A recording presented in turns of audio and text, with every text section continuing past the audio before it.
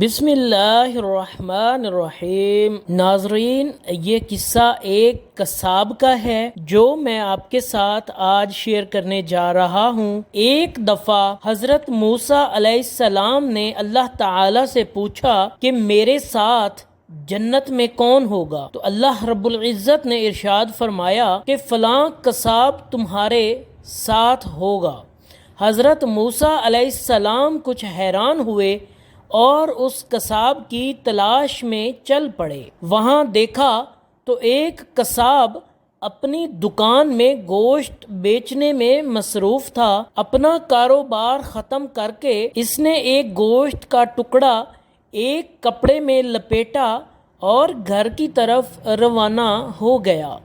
حضرت موسیٰ علیہ السلام نے اس قصاب کے بارے میں مزید جاننے کے لیے بطور مہمان اس کے گھر جانے کی اجازت چاہی۔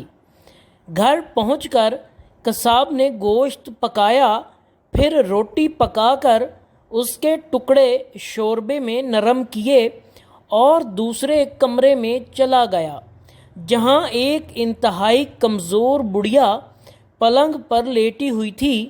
قصاب نے بمشکل تمام اسے سہارا دے کر اٹھایا، ایک لقمہ اس کے منہ میں دیتا رہا۔ جب اس نے کھانا ختم کر لیا تو اس نے بڑھیا کا منہ صاف کیا اور کھانا کھا کر بڑھیا نے قصاب کے کان میں کچھ کہا، جسے سن کر قصاب مسکرا دیا اور بڑھیا کو واپس لٹا کر باہر آ گیا۔ حضرت موسیٰ علیہ السلام جو یہ سب دیکھ رہے تھے، آپ نے قصاب سے پوچھا کہ یہ عورت کون ہے اور اس نے تیرے کان میں کیا کہا جس پر تو مسکرا دیا؟ قصاب بولا، اے اجنبی، یہ عورت میری ماں ہے۔ گھر آنے کے بعد میں سب سے پہلے اس کے کام کرتا ہوں تو خوش ہو کر روز مجھے دعا دیتی ہے کہ اللہ تعالیٰ تجھے جنت میں حضرت موسیٰ علیہ السلام کا ساتھ عطا فرمائے، اور میں مسکرا دیتا ہوں کہ میں کہاں اور موسیٰ کلیم اللہ کہاں۔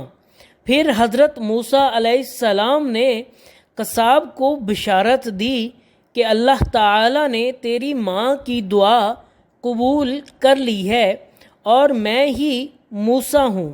اللہ پاک ہم سب کو اپنے والدین کی خدمت کرنے کی توفیق عطا فرمائے، آمین ثم آمین۔